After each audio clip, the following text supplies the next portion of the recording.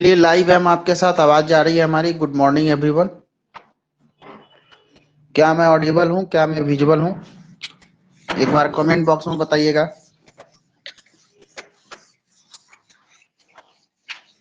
जो लोग भी हमारे साथ लाइव देख रहे हैं हमें, कृपया कमेंट बॉक्स में बताएंगे क्या आप मुझे सुन पा रहे हैं।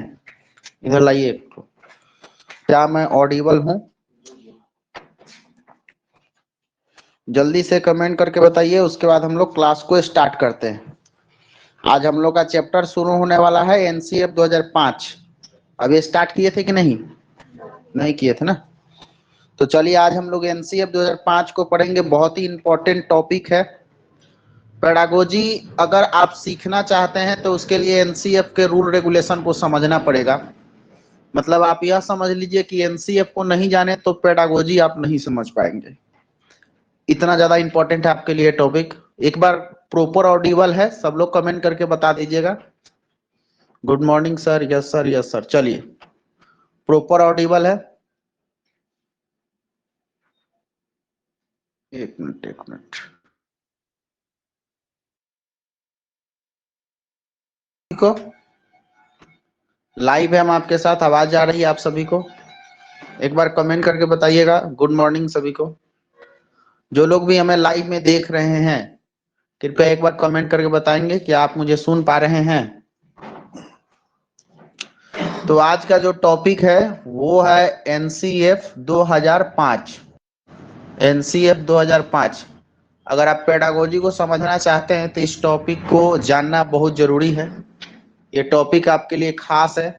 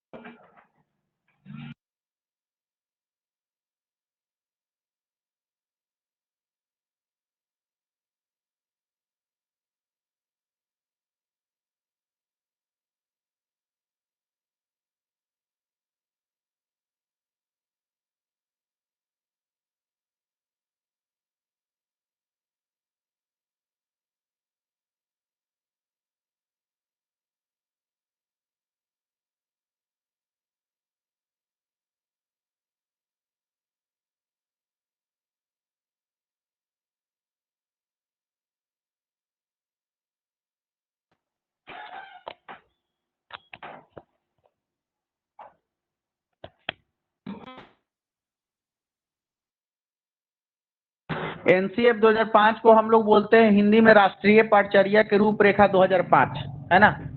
और इसका जो टैगलाइन था वो था लर्निंग विदाउट बर्डन, मतलब कि बिना भार का अधिगम बच्चों को कराना है। इसी टैगलाइन पे एनसीएफ हमेशा काम करती है। अगर आप एनसीएफ के रेगुलेशन को समझिएगा तब आपको पता चलेगा कि पेडागोजी का मूल सिद्धांत क्या है और हमें पेडागोजी क्यों पढ़ना चाहिए, है ना। तो हम कहे तो एक पेडागोजी का स्पाइनल कोड होता है एनसीएफ 2005। अगर आप राष्ट्रीय पाठचर्या रूपरेखा को नहीं समझते हैं तो आपको एज ए टीचर यह समझ में नहीं आएगा कि बच्चों को शिक्षा कैसे देना है, उसको प्रॉपर वे में कैसे पढ़ाना है, उसके उम्र के अनुसार, उसके क्षमता के अनुसार, उसके योग्यता के अनुसार, उसके अधिगम स्तर के अनुसार शिक्षा बच्चों को कैसे देना है। इन सारे चीज की जानकारी हमको कौन सा टॉपिक देता है? तो एनसीएफ 2005 देता है, ठीक है ना। तो इसका सबसे पहला बात आपको याद रखना है क्या, तो इसका टैगलाइन क्या था? लर्निंग विदाउट बर्डन, मतलब बिना भार का अधिगम। अधिगम का मतलब क्या होता है? सिखाना, मतलब बच्चों को सिखाना है, लेकिन कैसे? बिना भार दिए हुए, कोई बोझ उस पर नहीं डालना है, बिना बोझ का आपको अधिगम बच्चा को कराना है। ये इसका टैगलाइन था। किसका? तो एनसीएफ 2005 का। हिंदी में हम इसको बोलते हैं राष्ट्रीय पाठचर्या की रूपरेखा 2005। इसी को इंग्लिश में कहा गया है नेशनल करिकुलम फ्रेमवर्क 2005, ठीक है ना। अब हम लोग बात कर लेते हैं थोड़ा सा एनसीएफ के पृष्ठभूमि पर बात करेंगे। तो प्राचीन काल का जो जमाना था, पहले प्राचीन काल में हमारे पास में जो शिक्षा पद्धति हुआ करता था उसको हम लोग टीचर सेंटर्ड एजुकेशन कहा करते थे। टीचर सेंटर्ड एजुकेशन को हम लोग हिंदी में कहते हैं शिक्षक केंद्रित शिक्षा। क्या बोलते हैं? शिक्षक केंद्रित शिक्षा। और शिक्षक केंद्रित शिक्षा जो प्राचीन युग में हुआ करता था वह द्विध्रुवीय शिक्षा का पद्धति हुआ करता था। जिसमें पहला ध्रुव पर कौन होता था हमारा, तो पहला ध्रुव पर हमारा शिक्षक होता था, और दूसरा ध्रुव पर कौन होता था, तो दूसरा ध्रुव पर बालक होता था। टीचर सेंटर्ड एजुकेशन में ऐसा कहा गया है कि जो शिक्षक होते थे वो सक्रिय होते थे, लेकिन जो छात्र होते थे वो निष्क्रिय होते थे। वो क्या होते थे, तो निष्क्रिय होते थे, इनएक्टिव होता था। तो शिक्षक जो है वो एक्टिव मोड में रहता था और बच्चे जो है वो क्या थे, इनएक्टिव थे। ये प्राचीन युग की शिक्षा पद्धति की हम बात कर रहे हैं। और प्राचीन युग में शिक्षा पद्धति का नाम था शिक्षक केंद्रित। तो नाम से जैसा कि आप पहचान पा रहे हैं कि शिक्षक को कहाँ रखा जाएगा, केंद्र में रखा जाएगा, क्योंकि इसका नाम ही है शिक्षक केंद्रित। तो केंद्र में कौन रहेगा, शिक्षक। और ऐसा माना गया था कि जो केंद्र में रहेगा उसी के मन के अनुसार काम होगा। तो यहाँ पर बताइए शिक्षक केंद्रित शिक्षा में किसके मन के अनुसार काम होगा, तो शिक्षक के मन के अनुसार काम होगा। क्लियर बात है। अब शिक्षक के मन के अनुसार काम होने का मतलब यह है कि शिक्षक को जो मन करेगा बच्चा को वह करना पड़ेगा। बच्चा की मजबूरी है, हम अगर कह देंगे कि आज हम मैथ नहीं पढ़ाएंगे, आज हम ईवीएस पढ़ाएंगे, तो बच्चा को नहीं पढ़ने का मन है फिर भी उसको पढ़ना पड़ेगा। मतलब मनमानी पूरा का पूरा किसका रहेगा, शिक्षक का रहेगा। तो मनमानी अगर पूरा का पूरा शिक्षक का रहेगा तो इसी आधार पर इसका कई नाम दिया गया। सबसे पहले तो इसको हम लोग राजतांत्रिक शिक्षा पद्धति भी कहते हैं, राजतांत्रिक शिक्षा पद्धति भी कहते हैं। इसको हम लोग सत्तावादी शिक्षा पद्धति भी कहते हैं, सत्तावादी शिक्षा पद्धति भी कहते हैं, क्योंकि सत्ता में कौन है यहाँ पर, तो सत्ता में हमारा शिक्षक है। राजतंत्र का मतलब ये होता है कि जो राजा कहेगा वो प्रजा को मानना है। तो शिक्षक केंद्रित में राजा कौन हुआ करता था, शिक्षक। प्रजा कौन था, बालक। राजा जो कहेगा वो बालक को मानना पड़ेगा। ऐसे में मनोवैज्ञानिकों ने आधुनिक युग में यह सोचा कि यह गलत है। जहां पर जिस बच्चों को पढ़ना है, जिसको शिक्षा लेना है, उसके मन का अगर अहमियत नहीं दिया जा रहा है तो वह शिक्षण पद्धति हमारे लिए बेकार माना जाएगा। इसीलिए इस पर बहुत सारे मनोवैज्ञानिकों ने शोध करना चालू किया और शोध करने के तत्पश्चात यह पता लगा कि देश में जो शिक्षक केंद्रित शिक्षा पद्धति चल रहा है उस पद्धति को बदलकर हमें बाल केंद्रित करना चाहिए। तो वर्तमान कहे या फिर आधुनिक युग कहे, तो वर्तमान में हमारे पास में आया कौन सा शिक्षा पद्धति, तो हमारे पास में आया चाइल्ड सेंटर्ड एजुकेशन, जिसको हम लोग हिंदी में कहते हैं बाल केंद्रित शिक्षा। क्या बोलते हैं बाबू, बाल केंद्रित शिक्षा। और बाल केंद्रित शिक्षा में ऐसा माना गया कि भाई ये पहले द्विध्रुवीय हुआ करता था प्राचीन काल की शिक्षा पद्धति, लेकिन अब बाल केंद्रित शिक्षा पद्धति कैसा होगा, तो त्रिध्रुवीय होगा। और त्रिध्रुवीय में ऐसा माना गया कि यहाँ पर हम 3 ध्रुव को बनाएंगे और 3 ध्रुव को बनाने के बाद जिस तरह से पहला ध्रुव पर जब शिक्षक हुआ करता था तो पहले ध्रुव पर हम यहाँ पर शिक्षक को ही रखेंगे, दूसरा ध्रुव पर बालक हुआ करता था तो दूसरा ध्रुव पर हम बालक को ही रखेंगे, लेकिन तीसरा ध्रुव इसमें जोड़ा जाएगा जिसका नाम होगा क्या, पाठ्यक्रम, जिसको हम लोग बोलते हैं कैरिकुलम, है ना। तो तीसरा ध्रुव हमारे पास में कौन सा आया, पाठ्यक्रम आया। अब नाम से आप परिचय कीजिए, इसका नाम क्या था, बाल केंद्रित। तो केंद्र में कौन रहेगा बताइए आप ही, केंद्र में कौन रहेगा, बालक रहेगा। तो अब बताइए पहले केंद्र में कौन हुआ करता था, शिक्षक, अब केंद्र में कौन होगा, बालक। पहले शिक्षक के मन के अनुसार काम होता था, अब किसके मन के अनुसार काम होगा, बालक के मन के अनुसार। अब बालक के मन के अनुसार जो शिक्षा पद्धति को चलाया जाता है that is child centred education. उसे हम क्या कहते हैं बाबू, उसे हम बोलते हैं बाल केंद्रित शिक्षा पद्धति। इसका भी एक उपनाम पड़ा, इसका नाम पड़ा प्रजातांत्रिक शिक्षा पद्धति। क्या पड़ा, तो प्रजातांत्रिक शिक्षा पद्धति, क्योंकि बात किसका माना जा रहा है, प्रजा का, न कि राजा का। और इसमें एक्टिव फेज में कौन होता था, तो इसमें शिक्षक को भी कहा गया कि तुम भी सक्रिय रहो और बच्चे भी क्या रहेंगे, सक्रिय रहेंगे, दोनों एक्टिव रहेंगे। जबकि पहले की शिक्षा पद्धति में क्या था, एक सक्रिय था और दूसरा क्या था बताएगा, निष्क्रिय हुआ करता था। तो वर्तमान की शिक्षा पद्धति अगर आपसे सवाल पूछा जाएगा कि वर्तमान में कौन सी शिक्षा पद्धति है शिक्षा में, तो आप क्या कहिएगा, बाल केंद्रित शिक्षा पद्धति है। अब कहेगा बाल केंद्रित शिक्षा पद्धति में केंद्र में कौन है, तो कहिएगा बालक है। किसके मन के अनुसार काम होता है, तो कहिएगा बालक के मन के अनुसार काम होता है। और तीसरा ध्रुव कौन जोड़ा गया, तो आप कहिएगा सर पाठ्यक्रम जोड़ा गया। कौन जोड़ा गया, पाठ्यक्रम जोड़ा गया। और इसमें सक्रिय कौन कौन रहेगा, तो शिक्षक और बालक दोनों क्या रहेगा, सक्रिय रहेगा। जबकि पहले केवल कौन सक्रिय हुआ करता था, तो केवल शिक्षक सक्रिय हुआ करता था। इसीलिए इसका नाम पड़ गया था सत्तावादी राजतांत्रिक लेकिन अब उसका नाम क्या पड़ जाएगा, प्रजातांत्रिक, क्योंकि बात वहां पर किसका माना जाएगा, प्रजा का, यानी कि बालक का माना जाएगा। अब हमारे पास में शिक्षा पद्धति तो तीन ध्रुवीय हो गया। प्रोफेसर जॉन डीवी महोदय ने इस पर बहुत ज्यादा विचार किया और अंततः इसको जो है हमारे देश में लागू किया गया और कहा गया कि अब से हमारे देश में कौन सा शिक्षा पद्धति चलाया जाएगा, तो बाल केंद्रित शिक्षा पद्धति चलाया जाएगा। इसमें सबसे ज्यादा योगदान अगर किसी मनोवैज्ञानिक का है तो वो है प्रोफेसर जॉन डीवी महोदय। प्रोफेसर जॉन डीवी महोदय ने ये तीसरा ध्रुव को तो अपना लिया कि पाठ्यक्रम को जोड़ेंगे, लेकिन भाई पाठ्यक्रम जोड़ने के साथ हमारे देश में बवाल छिड़ गया। बवाल कैसे छिड़ा, कहा गया कि ठीक है आपने यह कहा है कि भाई पाठ्यक्रम को जोड़ा जाएगा, आपने ये कहा कि पाठ्यक्रम को जोड़ा जाएगा, लेकिन सवाल ये है, अब देखिए हमारे और आपके बीच में जैसे शिक्षक है, बालक है, हम टीचर है, आप हमारे स्टूडेंट है, और हमारे बीच में कौन आया, पाठ्यक्रम। हमारे बीच में कौन आया, पाठ्यक्रम। तो ये हमारा क्या हो गया, पाठ्यक्रम हो गया, है ना। अब देखिए अब हमारा भी टारगेट होगा इस पाठ्यक्रम के अनुसार पढ़ाना और आपका भी टारगेट होगा इस पाठ्यक्रम के अनुसार पढ़ना। मतलब दोनों का टारगेट अब यहाँ पर फिक्स हो गया। पहले यह फिक्स नहीं हुआ करता था, लेकिन अब फिक्स हो गया। तो जॉन डीवी महोदय का ऐसा कहना था कि जब ये फिक्स हो जाएगा तो लोगों को, बच्चों को एक टारगेट मिलेगा कि हमें क्या करना है, हमें क्या करना है। मतलब यूं कहें तो रास्ता क्लियर हो जाएगा। पाठ्यक्रम का मतलब होता है कैरिकुलम, और कैरिकुलम किस शब्द से हमको परिचय कराता है, तो कहता है कि कैरिकुलम एक ऐसा दौड़ का मैदान है जिस पर बच्चे अपने लक्ष्य की प्राप्ति के लिए क्या करते हैं, दौड़ते हैं। तो हमारे पास में जब ये पाठ्यक्रम हो गया तो हमारे लिए बहुत आसान हो गया अपने लक्ष्य को प्राप्त करना। अब सपोज दैट आपको कहा जाए दौड़ो, आपको कहा जाए सीधा दौड़ो, लेकिन यह नहीं बताया जाए कि किधर दौड़ो। आपको रास्ता नहीं दिया जाए कि हाँ छतौनी चौक से चंदमारी जाना है, चंदमारी से जानपुर जाना है, सीधे कह दिया छतौनी से कि दौड़ जाओ। अब दौड़ जाओ का मतलब क्या हुआ, धर्म समाज से भी निकल सकते हैं, है ना, मीना बाजार से सीधे निकल सकते हैं, हिंद्री बाजार होते हुए भी जा सकते हैं, जानपुर, हो सकता है कि नहीं। लेकिन आपका कोई टारगेट फिक्स नहीं था ना, आपको बताया नहीं ना गया कि हाँ इस रास्ते से दौड़ो। तो बेसिकली कैरिकुलम का काम ही वही, कैरिकुलम का काम ये है कि आपको रास्ता दिखाता है कि सीधे दौड़ना नहीं है, जो सही रास्ता है उस पर दौड़ो, तब आपका लक्ष्य की प्राप्ति होगा। बात समझ में आ रहा है। तो इसीलिए तीसरा ध्रुव पाठ्यक्रम को जोड़ा गया, और ये पाठ्यक्रम हमारा काम क्या करता है, तो हमारे लक्ष्य को निर्धारित करने में हमें सहायता प्रदान करता है।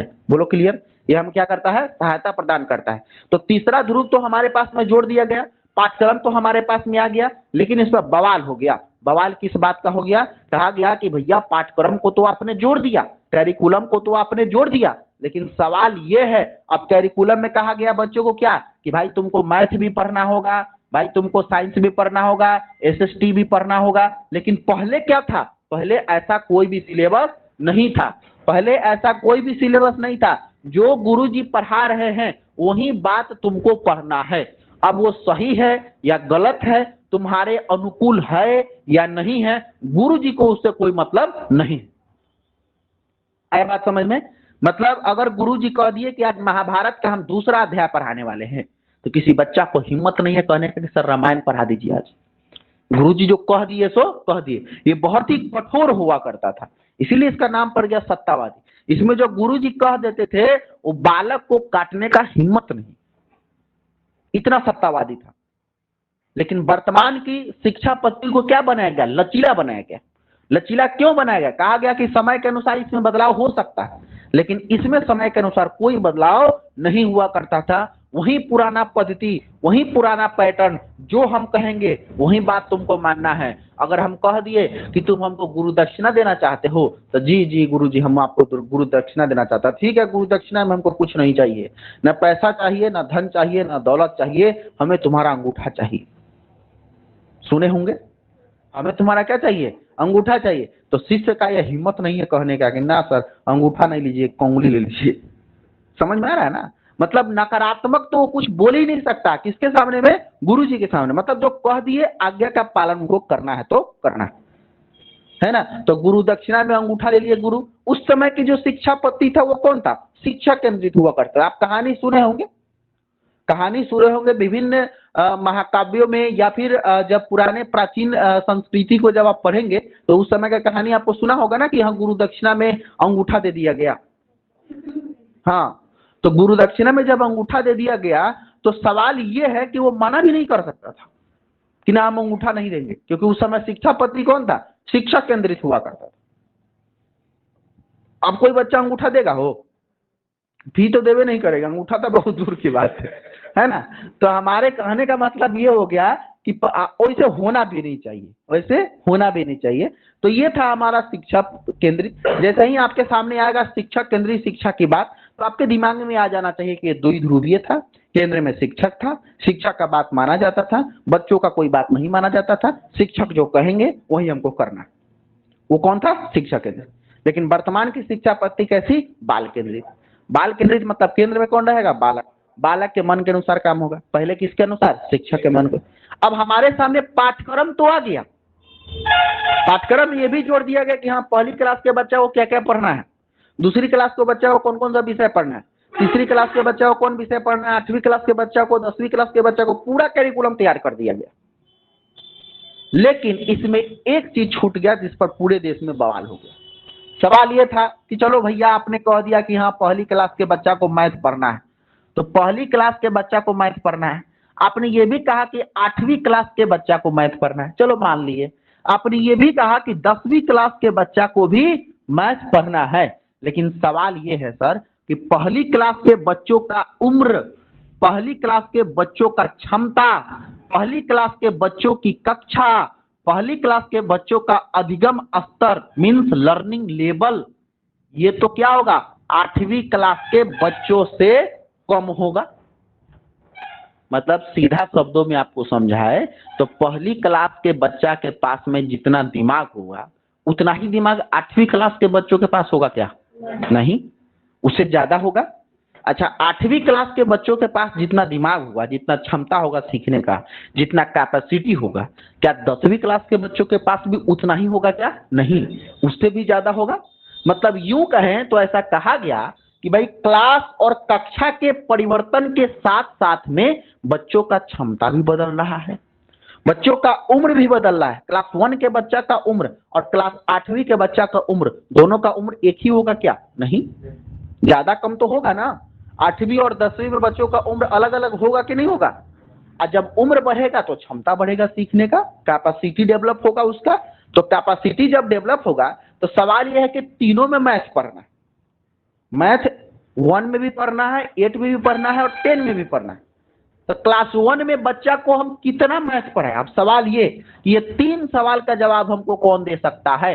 अब सवाल ये कि अभी 3 सवाल का जवाब हमको कौन दे सकता है कि क्लास 1 में बच्चा को हम क्या पढ़ाएं, क्लास 1 में बच्चा को हम कितना पढ़ाएं और क्लास 1 के बच्चा को हम कैसे पढ़ाएं। क्लास 8 के बच्चा को हम क्या पढ़ाएं, क्लास 8 के बच्चा को हम कितना पढ़ाएं, क्लास 8 के बच्चा को हम कैसे पढ़ाएं, क्लास 10th के बच्चा को क्या पढ़ाएं, क्लास 10th के बच्चा को कितना पढ़ाएं और क्लास 10th के बच्चा को हम कैसे पढ़ाएं। तरीका भी तो होना चाहिए। अब कैसे पढ़ाने का मतलब ये हो गया कि क्लास 1 के बच्चा को पढ़ाने का जो मेथड होगा वो शायद क्लास 8 में उपयोग नहीं किया जा सकता है, समझ में आ रहा है ना। और क्लास 8 के बच्चा को पढ़ाने का जो मेथड होगा वो क्लास 10th में भी उपयोग नहीं किया जा सकता है। समझ पा रहे हैं हमारे बात को। तो सवाल ये है कि इसका निर्धारण तो कीजिए कि कैसे पढ़े, कैसे पढ़ाए, कितना पढ़ाए, क्या पढ़ाए। इसका निर्धारण आप नहीं किए, सीधे बोल दिए पाठ्यक्रम होगा। अरे पाठ्यक्रम होगा तो पाठ्यक्रम का विस्तार तो बहुत लंबा चौड़ाना है। सीधे कहने के लिए आप कह दिए कि मैथ पढ़ाइए, मैथ में कितना पढ़ाए, आप कह दिए कि एसएसटी पढ़ाइए, आप कह दिए साइंस पढ़ाइए। तो साइंस में क्लास 5 के बच्चे को हम कितना पढ़ाएंगे, क्लास 8 के बच्चे को हम कितना पढ़ाएंगे, या फिर क्लास 5 के बच्चे को साइंस पढ़ना है कि नहीं, ये भी बताइए हमको। नहीं समझ पा रहे हैं, समझ पा रहे हैं ना। क्लास 10th के बच्चे को साइंस में हम कितना पढ़ाएं। अब ये तीनों सवाल का जवाब देने वाला कोई नहीं था, क्योंकि ये सवाल ही बहुत टिपिकल था, क्योंकि ये सवाल ही क्या था, बहुत ज्यादा टिपिकल था। तो इसी सवाल का जवाब देने के लिए हमारे देश में विभिन्न संस्थाओं का गठन हुआ, विभिन्न आयोग का गठन हुआ और उन आयोग ने सालों साल इस पर रिसर्च किया और उनके सामने यह सवाल खड़ा था कि हाँ जो सवाल ये किया है कि क्या पढ़ाए, कितना पढ़ाए, कैसे पढ़ाए, जेन्युइन सवाल है भाई। अब इस पर तो विचार होना चाहिए, पाठ्यक्रम को सीधे जोड़ने से काम नहीं चलने वाला है। तब जो है एनसीएफ के आधार पर अब इसमें क्या हुआ कि हमारे देश में विभिन्न आयोग का गठन हुआ और उन्हीं आयोग सालों साल जो है अपना मेहनत करके और लास्ट में यह बता पाते हैं कि भाई बच्चा को क्या पढ़ाना है, कैसे पढ़ाना है और कितना पढ़ाना है। वही रूपरेखा आज के डेट में हमारा एनसीएफ कहलाता है। वही रूपरेखा हमारा क्या कहलाता है, नेशनल करिकुलम फ्रेमवर्क कहलाता है। फिलहाल इतना तक की कहानी को आप समझ पाए कि नहीं बताइएगा? मतलब शिक्षक केंद्रित और बाल केंद्रित की कहानी को आप समझ पाए? ऑनलाइन वाले बच्चों एक बार कमेंट करके बताओ, आपको यह समझ में आया कि शिक्षक केंद्रित क्या है, बाल केंद्रित क्या है? एक बार रिवीजन मारना, ठीक है? सब लोग बोलिएगा। प्राचीन काल की शिक्षा पद्धति कौन था? शिक्षक केंद्रित। शिक्षक केंद्रित को हम लोग क्या नाम दिए थे? राजतांत्रिक। और क्या नाम दिए थे? सत्तावादी। द्विध्रुवीय था कि तीन ध्रुवीय? द्विध्रुवीय। पहला ध्रुव पर कौन था? दूसरा पर कौन था? किसके मन के अनुसार काम होता था? शिक्षक। वर्तमान की शिक्षा पद्धति कैसी है? बाल केंद्रित। त्रिध्रुवीय है कि द्विध्रुवीय? पहला ध्रुव पर कौन है? शिक्षक। दूसरा पर कौन है? तीसरा पर कौन है? केंद्र में कौन रहेगा? केंद्र में कौन रहेगा? बालक। इसका एक और नाम क्या था? प्रजातांत्रिक शिक्षा पद्धति। यहाँ तक अब बात समझ में? अब इसको हम मिटा रहे हैं, ठीक है? यहाँ तक अब बात समझ में आ गया तो इसके आगे बढ़ते हैं। अब यहाँ से हमारा पॉइंट स्टार्ट होगा कि सर आखिर वह कौन कौन सा आयोग था जिसका गठन हमारे देश में इस सवाल का जवाब देने के लिए हुआ। उस आयोग के बारे में तो जानेंगे ना कि वो कौन कौन सा आयोग था, ठीक है ना? तो चलिए अब हम लोग आयोग के बारे में जानने का प्रयास करते हैं। अब सवाल ये है, जब इतना बात हो गया तो सवाल ये है कि हमारे देश में ऐसा कौन कौन सा आयोग बना जो इस सवाल का जवाब बाद में दे पाया कि सर बच्चा को हम कितना पढ़ाएंगे, कैसे पढ़ाएंगे और हम कहे तो बच्चा को क्या पढ़ाएंगे। क्लियर? लेक्चर को समझिएगा, रटने से कुछ नहीं होने वाला है, ठीक है? अब सबसे पहले हमारे देश में 1968 में एनईपी का गठन होता है। किसका गठन होता है? एनईपी। एनईपी को हम लोग बोलते हैं बाबू नेशनल एजुकेशन पॉलिसी। हिंदी में इसको कहा गया राष्ट्रीय शिक्षा नीति, ठीक है? अगर आपसे कोई पूछेगा कि एनईपी का गठन हमारे देश में किसके अनुशंसा पर हुआ था, तो आप कहिएगा हमारे देश में एनईपी का गठन 1964 के कोठारी आयोग के अनुशंसा पर हुआ था। किस आयोग के अनुशंसा पर? कोठारी आयोग के अनुशंसा पर हुआ था। इसीलिए आपसे सवाल पूछा जाता है कि कोठारी आयोग का कार्यकाल या कोठारी आयोग का समय पीरियड क्या रहा है, तो आप जवाब दीजिएगा 1964। लेकिन स्थापना हुआ था 64 में। 2 साल उसको रिसर्च करने में लग गया, इसीलिए 64 से 66 कहते हैं हम लोग, ठीक है ना? तो कोठारी आयोग का कार्यकाल कैसे माना जाएगा? 1964 से कितना? 1966 तक। 1964 में कोठारी आयोग का गठन हुआ। कोठारी आयोग ने इस बात पर रिसर्च करना चालू कर दिया कि हम अपने देश के शिक्षा व्यवस्था को कैसे सुधारें। और जब रिसर्च करना चालू कर दिया कि अपने देश के शिक्षा व्यवस्था को कैसे सुधारे, तत्पश्चात उसके दिमाग में एक बात आया 2 साल अध्ययन करने के बाद कि अरे हमारे देश में तो कोई एजुकेशन पॉलिसी ही नहीं है। हमारे देश में तो कोई एजुकेशन पॉलिसी नहीं है। जिस तरह से देश को चलाने के लिए बाबा भीमराव अम्बेडकर को ऐसा लगा कि भैया एक संविधान होना चाहिए, उसी तरह से भारत की शिक्षा को डेवलप करने के लिए एक छोटा सा संविधान तो नीति तो होना ही चाहिए। तब कोठारी आयोग ने केंद्र सरकार को सिफारिश की कि भैया सुनो, अगर अपने देश में शिक्षा व्यवस्था को सुधारना हो तो सबसे पहले आप अपने देश में क्या करो? शिक्षा नीति का गठन करो। तब इसी के अनुशंसा पर हमारे देश में पहली बार एनईपी बनकर आया। अच्छा, एनईपी में और एनसीएफ में अंतर है। एनईपी हम पढ़ा रहे हैं आपको एनसीएफ, लेकिन यहाँ पर लिखे एनईपी। इसका मतलब नेशनल करिकुलम फ्रेमवर्क, इसका नाम मतलब नेशनल एजुकेशन पॉलिसी, शिक्षा नीति बोलेंगे इसको। तो सबसे पहले हमारे देश में बाबू शिक्षा नीति का गठन कब हुआ? 1968 में हुआ। तो आपसे पहला सवाल अगर पूछा जाए कि भारत देश के अंदर में सबसे पहले शिक्षा नीति का गठन कब हुआ था?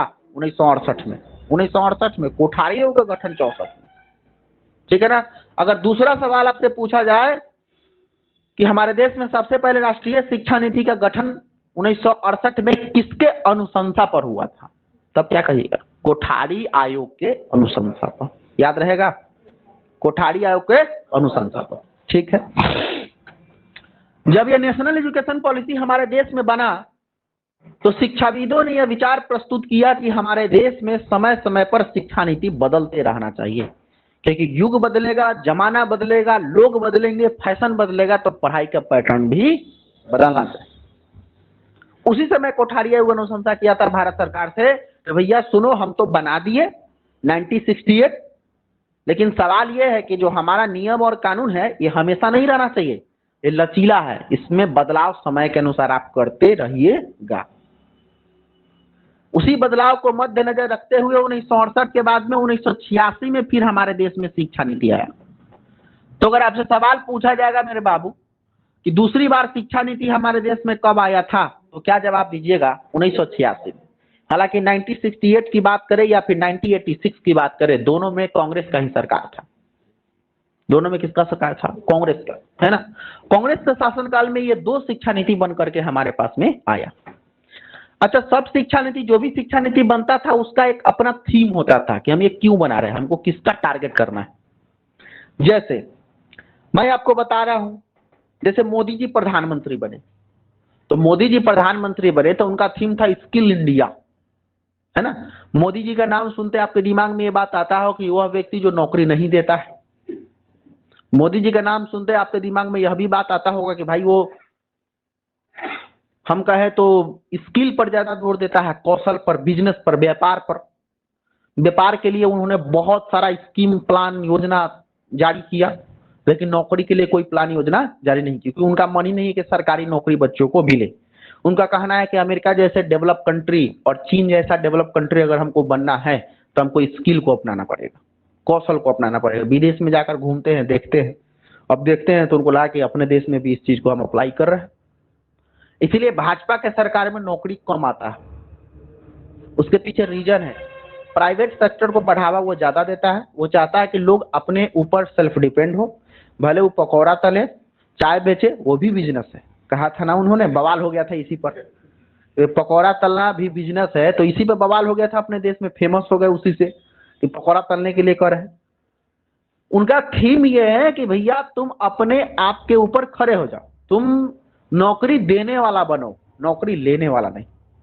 अगर एक चाय का दुकान, टपरी खोलता है तो हो सकता है उसमें वो बर्तन धोने वाला स्टाफ रखेगा, एक वो चाय सर्व करने वाला स्टाफ रखेगा, कम से कम 2 आदमी को नौकरी देगा ना।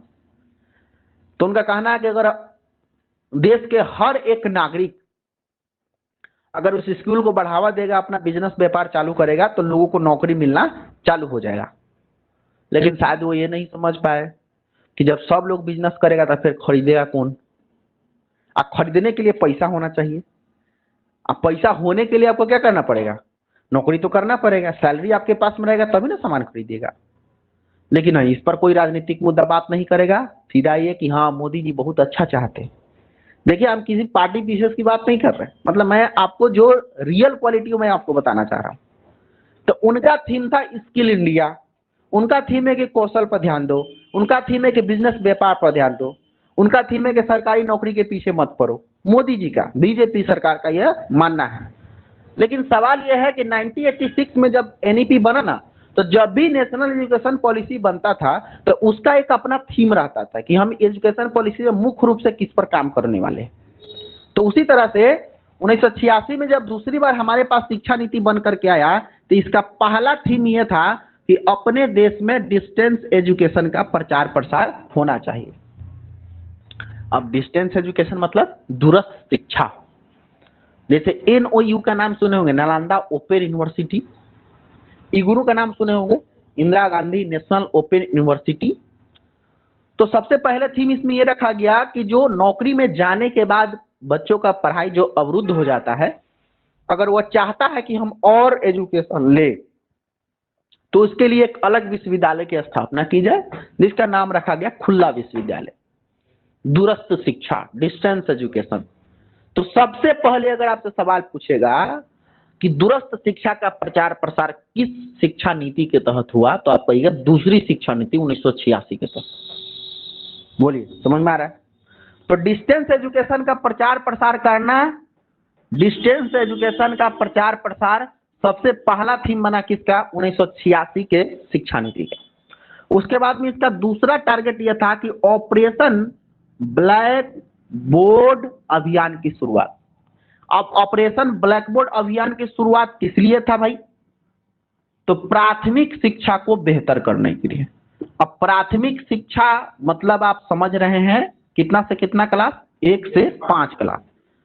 हाँ, तो ये 1986 के एनईपी का यह भी मानना था कि अगर बच्चा का बेस अच्छा नहीं होगा तो फिर वो आगे चलकर भी अच्छा नहीं कर पाएगा, इसीलिए हमको पूरे देश में ऑपरेशन ब्लैक बोर्ड अभियान की शुरुआत करनी चाहिए। ऑपरेशन ब्लैक बोर्ड अभियान का यह मतलब यूं कहे तो टारगेट था कि प्राथमिक शिक्षा को पहले हमको बेहतर बनाना है, क्योंकि बच्चा का जड़ मजबूत होगा तो आगे कुछ भी वो अच्छा कर सकता है ना। तो दूसरा सवाल अगर आपसे पूछेगा कि ऑपरेशन ब्लैक बोर्ड अभियान, ये बहुत डीप पढ़ा रहे हैं मैं आप लोग को, ठीक है ना, इससे बाहर सवाल नहीं जा सकता है। आप किसी को लेक्चर इतना दे सकते हैं, इतना दीजिएगा किसी को लेक्चर तो समझ आएगा पढ़ा लिखा आदमी है ना। तो ऑपरेशन ब्लैक बोर्ड अभियान की शुरुआत कब किया गया? 1986 के शिक्षा नीति के तहत में किया गया। 2 टारगेट रहा किसका? 1986 के शिक्षा नीति का। उसके बाद में फिर हमारे देश में 1987 में एक आयोग का गठन हुआ जिसका नाम था आचार्य राममूर्ति आयोग। क्या नाम था? आचार्य राममूर्ति आयोग। अब फिर इसका भी 2 टारगेट था। क्या? तो आचार्य राममूर्ति आयोग का पहला टारगेट यह था कि अपने ही देश में हायर एजुकेशन का प्रचार प्रसार किया जाए, है ना। हायर एजुकेशन मतलब क्या समझे आप? मतलब उच्च शिक्षा प्राप्त करने के लिए हमारे देश के बच्चों को किसी अन्य देश में जाना ना पड़े, वो अपने ही देश में हायर एजुकेशन को प्राप्त करें। इसलिए इसके लिए हमें अपने देश में विश्वविद्यालय की स्थापना की जानी चाहिए। ऐसा किसका टारगेट था मेरे बाबू? 1987 के आचार्य राममूर्ति कमेटी आयोग का, कि हायर एजुकेशन का प्रचार प्रसार। और दूसरा टारगेट इनका क्या था? और दूसरा टारगेट यह था कि इन्होंने कहा कि बिना प्रशिक्षण के, क्या कहा? तो बिना प्रशिक्षण के टीचर जो है उस स्कूल में नहीं पढ़ाएंगे या पठन पाठन कार्य नहीं करेंगे। मतलब साधारण शब्दों में कहें तो इन्होंने कहा कि भैया पढ़ाने के पहले ट्रेनिंग जरूरी है टीचर का। अगर टीचर का अच्छा से ट्रेनिंग नहीं हम दे पाएंगे तो बच्चों को क्या पढ़ाएगा। देखिए कितना दूरदर्शी यह लोग था। नीतीश कुमार को, बिहार सरकार को अभी 5 साल पहले समझ में आया कि ट्रेनिंग जरूरी है, अभी ना समझ में आया। पिछले 5 साल से ही तो बीएड डीएड का डंका बज रहा है, पहले तो गायब था। कोई जानता था जी कि बीएड डीएड क्या होता है? इतना जानता था कि मास्टर का बहाली कैसे होता, मुखिया जी को पैसा दो हो जाएगा, इतना ही ना था। तो देखिए 1987 में आचार्य राममूर्ति कमेटी ने यह बात कहकर चला गया, लेकिन आज सरकार को समझ में आया कि नहीं प्रशिक्षण जरूरी है, तब कंपलसरी किया कि भाई प्रशिक्षण होना चाहिए। अगर यह जरूरी समझता तो फिर शिक्षा मित्र का बहाल करता? बताइए, जरूरी समझता तो शिक्षा मित्र जो नियोजित टीचर है, शिक्षा मित्र जो मुखिया जी लोग बहाली कर दिए हैं, उन लोग का बहाली हो पाता? नहीं, नियम ही रहता, बिना प्रशिक्षण का आप हो ही नहीं पाइएगा। आज जो लोग यह कह रहे हैं कि हमारे बिहार की दुर्दशा हो गया है, शिक्षा के क्षेत्र में अच्छा काम नहीं हुआ है, स्कूल में पढ़ाई नहीं हो रहा है, ये नहीं हो रहा है, वो नहीं हो रहा है, तो इसका दोषी खुद सरकार है, कोई एक व्यक्ति नहीं है। इसका दोषी कौन है? सरकार है। हम लोग कभी कभी कहते हैं कि मास्टर स्कूल में नहीं पढ़ाते हैं, भाई तो बहाली कौन किया है? तुम ही ना किया है। योग्य व्यक्ति को अगर बहाली करते तो अच्छा होता। अभी हम ये नहीं कह रहे कि शिक्षा मित्र जो है अयोग्य है, उन्हीं लोग का बहाली करते, लेकिन प्रशिक्षण दिलवाकर, ट्रेनिंग दिलवाकर, तब उनको जानकारी होता कि हमको पढ़ाना कैसे है ना। तो 1987 में ये 2 टारगेट रहा, हायर एजुकेशन का प्रचार प्रसार करना, और दूसरा बात बिना प्रशिक्षण के टीचर जो है स्कूल में नहीं पढ़ाएंगे, माने प्रशिक्षण अनिवार्य है। ये 2 टारगेट किसका था बाबू? 1987 के आचार्य राममूर्ति कमेटी का। समझ में आ रहा है? फिर उसके बाद में हमारे देश में एक और आयोग बना 1993 में, और इस आयोग का नाम क्या था? तो प्रोफेसर, सीधे कह दीजिए यशपाल कमेटी, है ना। अब यशपाल कमेटी 1993 में बना था। इसको भी 2 टास्क मिला। भारत सरकार ने क्या दिया?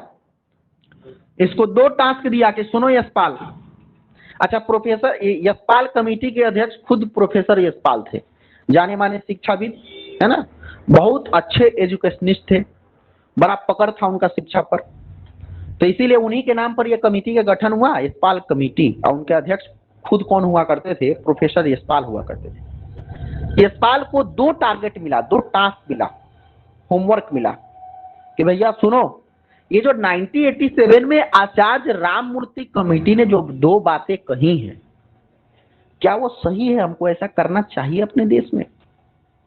किसको टास्क दिया गया? ये यशपाल को। हाँ, तो मतलब यूं कहें तो आचार्य राममूर्ति कमेटी के बातों का अवलोकन करो। अवलोकन का मतलब ऑब्जर्वेशन, अवलोकन करो कि क्या अपने देश में यह 2 पॉइंट जो है वो लागू करना चाहिए। मतलब कौन कौन सा पॉइंट? हायर एजुकेशन का प्रचार प्रसार और बिना प्रशिक्षण के शिक्षकों को पढ़ाने नहीं देना। प्रोफेसर यशपाल महोदय उसको एक्सेप्ट किया कि हाँ ठीक है, हम रिसर्च करके बताते हैं सही है गलत। दूसरा टास्क इनको ये मिला कि बिना बोझ का अधिगम कैसे कराइएगा। बिना बोझ का अधिगम आप कैसे कराइएगा, मतलब लर्निंग विदाउट बर्डन, बच्चा को बिना बोझ का आप कैसे सिखा पाइएगा, इस पर आप अपना रिपोर्ट जारी कीजिए।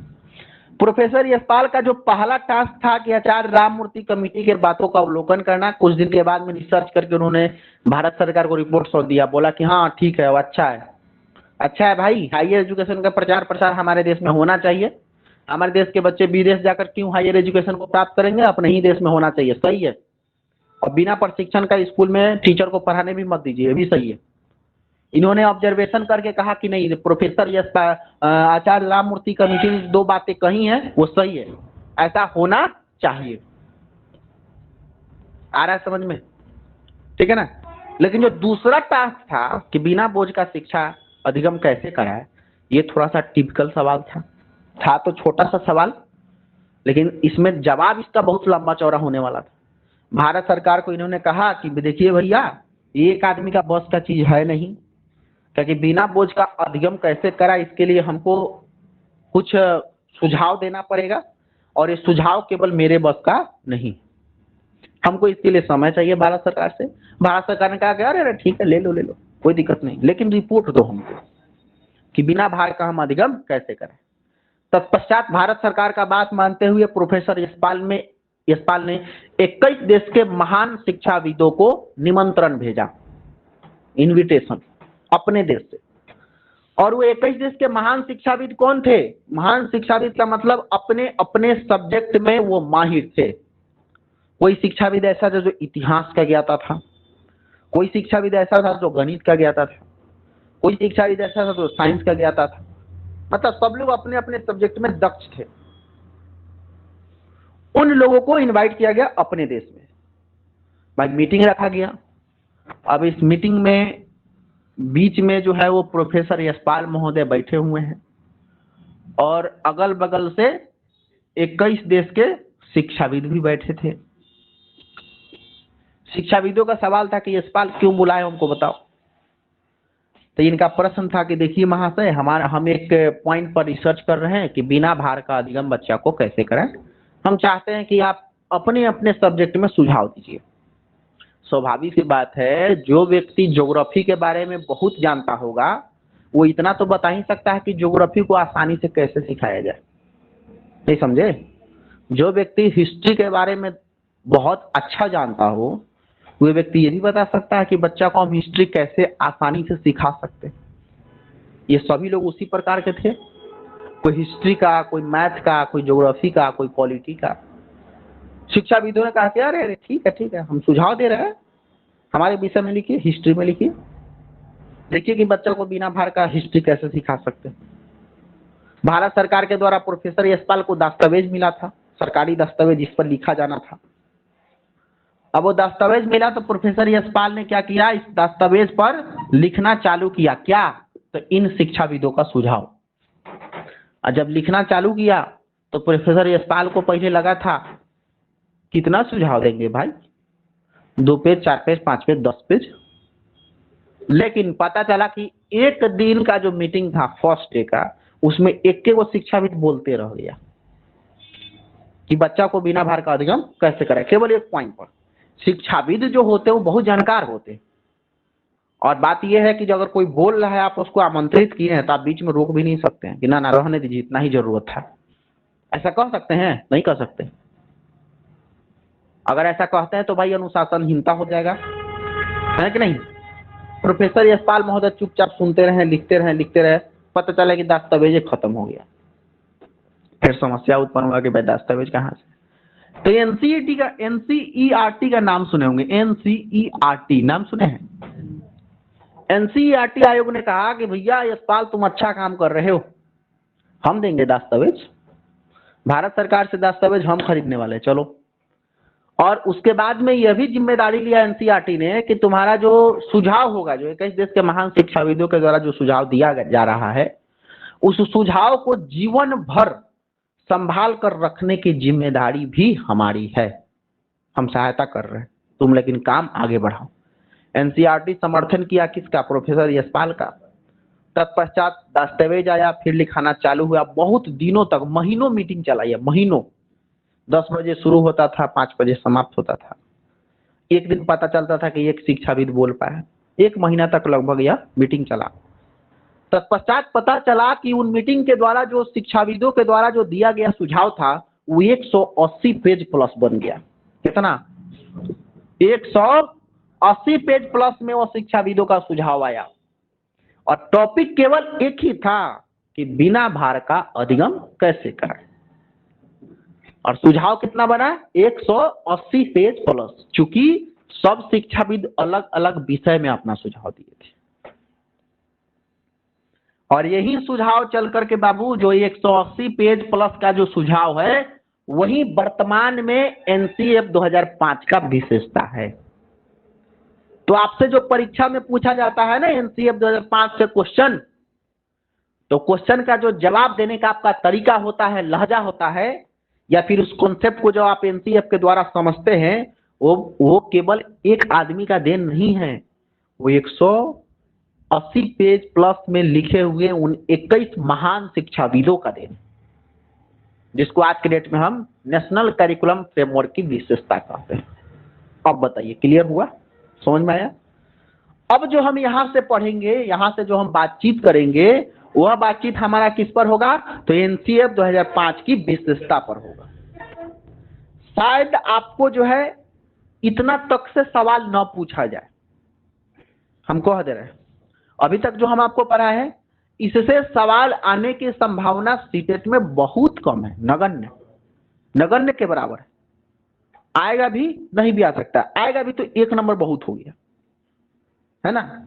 लेकिन सवाल यह है कि एज एन टीचर आपको यह जानना जरूरी था, क्योंकि आप भावी भविष्य के शिक्षक बनने वाले हैं।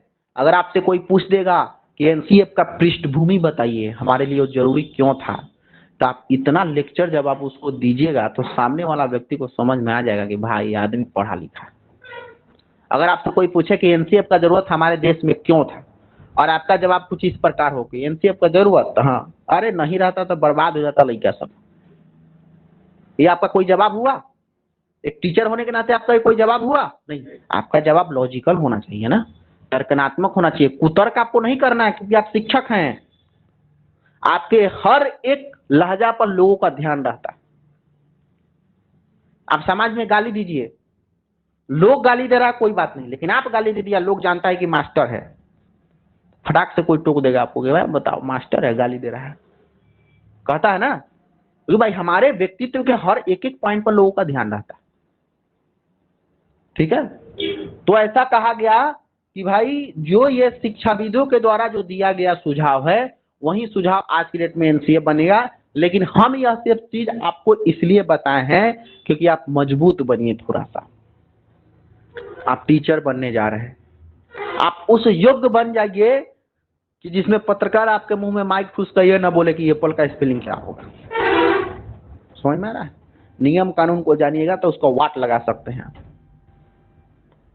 रेगुलेशन को जानिएगा तो उसको वाट लगा सकते हैं। अगर शिक्षा का अधिकार अधिनियम 2009 का संविधान अगर आप पढ़े रहिएगा तो उस पत्रकार का वाट लगा सकते हैं। Right to education act 2009। अगर आप हमसे सवाल कर रहे हैं, इसका मतलब हमारे पूरे क्षेत्र की जानकारी आप रखते हैं। अब हमारे क्षेत्र की जानकारी आप रखते हैं तो बताइए आरटीई क्या है, बताइए एनसीएफ क्या है। अपने भाग जाएगा जो छपरी पत्रकार होगा, और जो पढ़ा लिखा जर्नलिज्म किया हुआ पत्रकार है वो सब क्षेत्र की जानकारी रखता है। तो आपसे सवाल भी इस तरह का नहीं करेगा कि एप्पल का स्पेलिंग क्या होगा ना, वो बहुत ही लॉजिकल सवाल करेगा कि सर आप सहायक अध्यापक है फलाने विद्यालय में। तो हाँ, तो हम आपसे ये जानना चाहते हैं कि शिक्षा व्यवस्था को तंदुरुस्त कैसे किया जा सकता है, इस पर आप सुझाव पर करिए। तर्कनात्मक सवाल हुआ, उसमें हम चर्चा करेंगे एनसीएफ के रेगुलेशन को फॉलो किया जाए, आरटीई के रेगुलेशन को फॉलो किया जाए, एजुकेशन पॉलिसी के नियम को फॉलो किया जाए, हमारे देश का शिक्षा व्यवस्था अपने आप सुधरेगा। बहुत सारा बात है कहने के लिए, लेकिन ना ये जो छपरी पत्रकार है ये आकर के माइक 400 रुपया का लगा करके पूछेगा कि भाई एलिफेंट का स्पेलिंग क्या होगा। सबसे फेमस क्वेश्चन मैथ में कि 2 + 2 भागा 2 बराबर क्या होगा, है ना। आप मैथ पढ़ाते हैं सर, हाँ तो बताइए सवाल का जवाब बताइए। 2 + 2 भागा 2। अब मास्टर भी हुए मूर्खाधिराज, कह देता है कि 2 2 4 4 भागा 2 बराबर 2, आंसर 2। अरे मूर्खा, बोडमास पढ़वे नहीं किया हो, समझ में आ रहा है ना। बोडमास का ऐसा ही नहीं, आप देखते हैं सोशल मीडिया वगैरह पर देखते होंगे, एक क्वेश्चन फेमस है मास्टर के लिए। सवाल ये है सर, सवाल ये है सर कि आपको आखिर क्यों ऐसे तौला जा रहा है। इसलिए क्योंकि लोग आपके कमजोरी को जान गया है, ये पार्टनर ही जान नहीं रहा है, समझ रहे हैं ना। जिस दिन यह सब पढ़ करके जाइएगा उस दिन अंदाज आपका धाकर होगा, लहजा तहजीब आपका धाकर होगा। एक बार एनसीएफ पे लेक्चर को मारिएगा सारा पत्रकार गायब हो जाएगा वहां, समझ रहे हैं। लेकिन उसके लिए क्या होना चाहिए, जानकारी, प्रशिक्षण, ट्रेनिंग, सीटेट पास, पेरेंट टीचिंग में आना पड़ेगा। हमारे कहने का मतलब टॉपिक का नॉलेज आपके पास नहीं है तब तक आप लॉजिकल जवाब भी नहीं दे सकते हैं। टॉपिक का नॉलेज होगा आपके पास तो आप बहुत ही तर्कनात्मक जवाब दे सकते हैं। कोई आपसे जो है मुंहा तूती नहीं कर सकता। जानकारी नहीं रहता है, लोगों को यह समझ में जब आ जाता है, मान लीजिए सवाल पूछ दिया तो मास्टर ऊपरों से मूर्खाधिराज है कि माइक देखते भागना चालू कर देता है। अरे मूर्ख प्राणी, तुम पढ़ाने आए हो तो इतना तो जानकारी होना चाहिए कि BODMAS वही ना है। ये पहले भाग का क्रिया करो, 2 में से 2 भाग देंगे तो 1, और 2 1 कितना हो गया 3, है ना। इतना तो जानकारी होना चाहिए यार। अगर तुम इतना भी जानकारी नहीं रखे हो कि हाँ इसका मतलब क्या हुआ, माइक देकर भाग रहे हो, मतलब धरती पर बोझ हो तू, फिर मास्टर बनने के लायक नहीं था, काहे बने। समझ में आ रहा है। खैर इस सब पर ज्यादा चर्चा आप नहीं करेंगे। हमारे कहने का मतलब ये हो गया कि एनसीएफ 2005 का जो विशेषता 121 देश के 21 देश के शिक्षाविदों के द्वारा जो दिया गया है, उसी विशेषता से हमसे सवाल सीटेट में पूछा जाएगा। अब हम लोग विशेषता पर चर्चा करने वाले, ठीक है। अब देखिए आपके नोट्स में, आप थोड़ा सा नोट्स पर ध्यान, ऑनलाइन वाले बच्चे बताइएगा एक बार क्लियर हुआ जो मैंने आपको लेक्चर दिया, वो क्लियर हुआ। हमने आपको अभी पढ़ाया शिक्षक केंद्रित, बाल केंद्रित, 1968 की कहानी, 1986 की कहानी, 1987 की कहानी, 1993 की कहानी, 21 देश के महान शिक्षाविदों की कहानी। इतना तक मामला क्लियर हुआ, बताओ इतना तक मामला क्लियर हुआ। एक बार कमेंट करना सभी लोग, एक बार कमेंट करो क्लियर हुआ। अब देखिएगा नोट्स में आकर के देख लिए, हम जो पढ़ाए वही सब चीज नोट्स में लिखा है। देखिए एनसीएफ लिखा हुआ है 2005 नेशनल करिकुलम फ्रेमवर्क लिखा हुआ है। एनसीएफ के बगल में देखिए लिखा हुआ प्रमुख सूत्र बिना भार का अधिगम, लर्निंग विदाउट बर्डन, अंडरलाइन कीजिए उसको, कोना पर देख लीजिए बाई आदित्य सर के नीचे लिखा होगा प्रमुख सूत्र क्या, तो बिना भार का अधिगम, लर्निंग विदाउट बर्डन, ठीक है, अंडरलाइन कीजिए उसको। अब उसके बाद लिखा होगा राष्ट्रीय परिचर्या की रूपरेखा 2005 में लिखा होगा एरो देकर कक्षा 1 से 12, बहुत इंपॉर्टेंट बात है। देखिए कोना पर 1 से 12 लिखा हुआ है राष्ट्रीय अरे नेशनल करिकुलम फ्रेमवर्क, जहां इंग्लिश में लिखा हुआ ऊपर, उसके जस्ट नीचे देखो हिंदी में लिखा हुआ है राष्ट्रीय परिचर्या की रूपरेखा 2005, उसमें एरो देकर लिखा हुआ है कक्षा 1 से 12। यानी कि ये कहना चाहता है कि एनसीएफ का जो भी रूल रेगुलेशन है वो कक्षा 1 से लेकर 12 तक ही लागू होता है, 12 के ऊपर वो लागू नहीं होता, ठीक है। तो इसको अंडरलाइन कर लेना, क्लास 1 से लेकर क्लास 12 तक। उसके बाद आइए राष्ट्रीय शिक्षा नीति भारत में सबसे पहले कब आया? 1968 में। देखिए लिखा हुआ है। दूसरी बार कब आया? 1986 में। और दूसरी वाली जब आया तो उसका विशेषता क्या था? प्राथमिक स्कूलों के लिए ऑपरेशन ब्लैक बोर्ड अभियान चलाया गया, बताए हैं ना अभी। और दूसरा पॉइंट क्या था? दूरस्थ शिक्षा का प्रचार प्रसार किया जाए। और दूरस्थ शिक्षा का प्रचार प्रसार करने में किस विश्वविद्यालय की स्थापना हुई? तो इंदिरा गांधी खुला विश्वविद्यालय। फिर देखिए 1986 के बाद मामला 1987 पे आ गया होगा, ऊपर भरे। ऊपर में कह रहा है आचार्य राममूर्ति कमेटी का गठन कब हुआ? 1987 में। इसका उद्देश्य क्या था? तो शिक्षकों को सेवा पूर्व प्रशिक्षण दिया जाए, अभी बताए हैं। और दूसरा क्या था? उच्च शिक्षण संस्थानों की स्थापना किया जाए, मतलब हायर एजुकेशन का प्रचार प्रसार अपने देश में किया जाए। फिर आया हमारे पास में 1993 की कहानी। देखो प्रोफेसर यशपाल की अध्यक्षता में पुनः एक कमेटी बनाया गया और उसमें पहला टास्क क्या मिला कि आचार्य राममूर्ति के सिफारिशों का अवलोकन करो और दूसरा ये कि शिक्षा को बोझमुक्त कैसे किया जाए। अब शिक्षा को बोझमुक्त कैसे किया जाए इसके लिए देख लीजिए संसार के 21 देश के शिक्षाविद, विषयज्ञाता, मनोवैज्ञानिक हमारे देश में आए। देखिए चित्र बनाकर दिए हुए हैं, लिखा हुआ है ना। मीटिंग रखा गया और मीटिंग में हमारा जो लाइन था वो टैगलाइन क्या था कि बोझ मुक्त शिक्षा कैसे बने। हालांकि वहां पर गलती लिखा गया, मिसप्रिंट है, बोझ मुक्त जोड़ लीजिए, उसमें बोझ के साथ में मुक्त जोड़ लीजिए। बोझ मुक्त शिक्षा कैसे बने, बोझ मुक्त शिक्षा कैसे बने, बोझ मुक्त शिक्षा कैसे बने। जहां पर देखो ये वाला एरो दिया है ना, ये वाला देखो, ये 3 वाला एरो है ना, इधर देख लीजिए सब लोग। ये 3 वो जो एरो दिया है उसके नीचे लिखा हुआ है यहाँ पर बोझ शिक्षा कैसे बने। तो इसको जोड़िए, बोझ मुक्त शिक्षा कैसे बने, बोझ मुक्त शिक्षा कैसे बने। अब बोझ मुक्त शिक्षा कैसे बने इसके लिए सुझाव 21 देश के महान शिक्षाविदों ने दिया। सुझाव नंबर ए, सुझाव नंबर बी, सुझाव नंबर सी, सुझाव नंबर डी, सुझाव नंबर ई। अब यहाँ पर कितना लिखे? सुझाव तो 180 पेज प्लस में है ना। दस्तावेज की रखने की जिम्मेदारी कौन लिया? एनसीईआरटी। देखिए लिखा हुआ है। और ये प्रोफेसर यशपाल की अध्यक्षता में क्या किया गया था? तैयार किया गया था। यहाँ तक का मामला अभी पढ़ा है, समझ में आ गया। अब हम लोग पढ़ेंगे सुझाव एनसीएफ 2005 की विशेषता। अब जो एनसीएफ जो 21 देश के शिक्षाविदों के द्वारा जो दिया गया सुझाव था वही बाद में चलकर क्या बन गया? तो एनसीएफ 2005 का विशेषता बन गया। और उसी विशेषता से सवाल पूछता है मेरे लाल। अगर उस विशेषता को ठीक से नहीं पढ़ोगे तो पेडागोजी नहीं बनेगा, समझ में नहीं आएगा कि किस क्वेश्चन को कैसे डील करना है।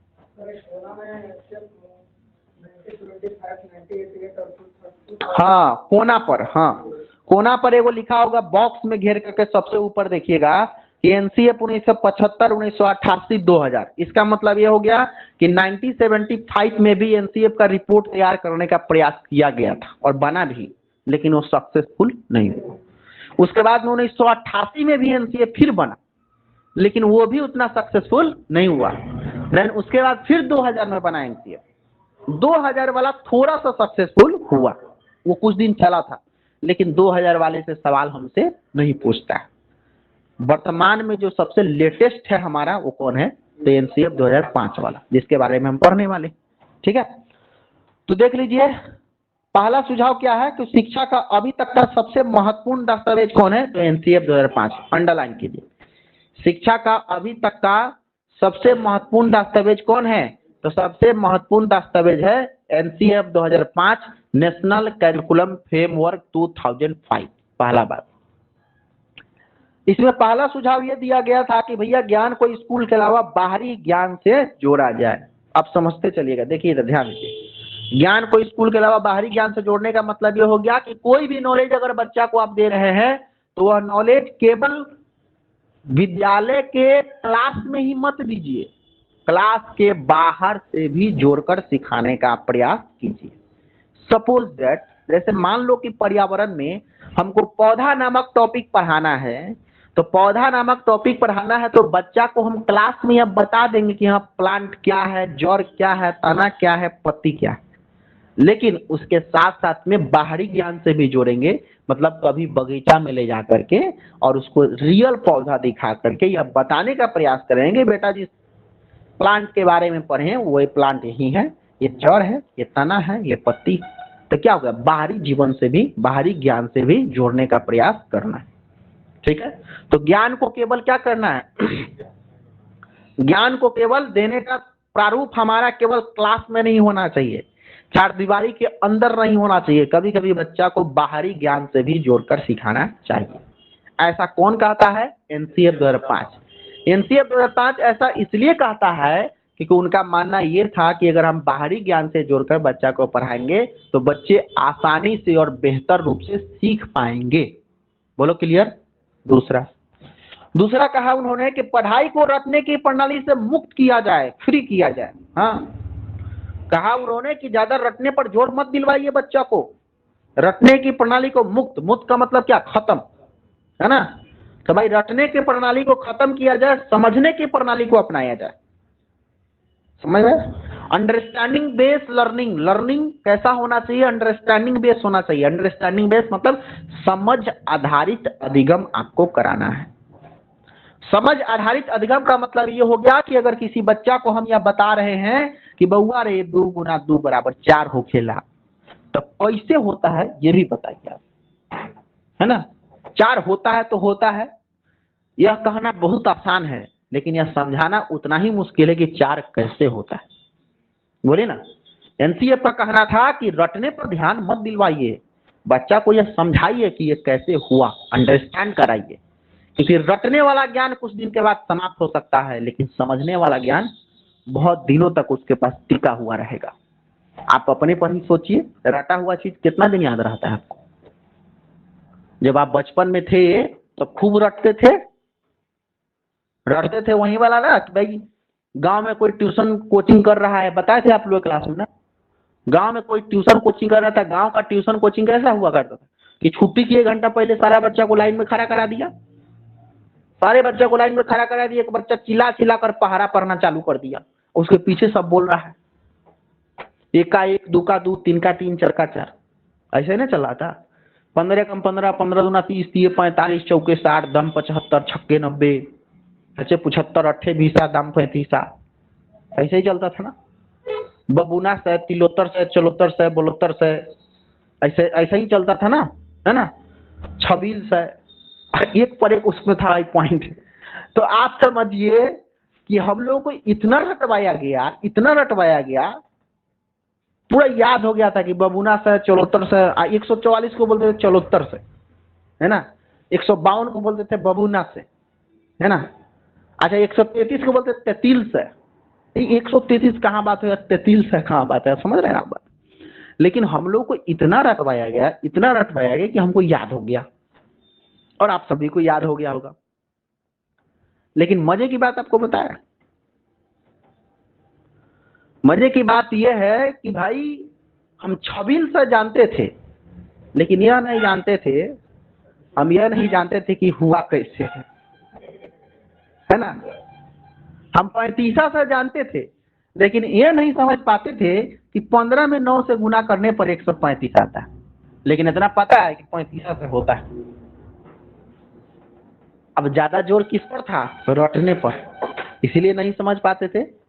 हम गारंटी के साथ में कहते हैं, बच्चा यह जानता था कि 2 2 जा 4 हो रहा है, लेकिन कैसे हो रहा है पता ना। बच्चा से पूछे 2 3 जा, बोला फटाक से 6, कैसे नहीं पता, इतना पता है कि 6 होता है। इसका मतलब आप क्या समझे? अंडरस्टैंडिंग बेस्ड लर्निंग आपका हो पा रहा है क्या? नहीं, रटने पर आधारित अधिगम हो रहा है ना। एनसीएफ सुझाव दिया कि ना ऐसा मत कीजिए, ये परमानेंट नहीं रहेगा, कुछ दिन के बाद डिलीट हो जाएगा। सही बात है, आज डिलीट हो गया। रट के उस समय तो सीख लिए थे छबील से, तेतीला से, बबूना से, लेकिन आज डिलीट है।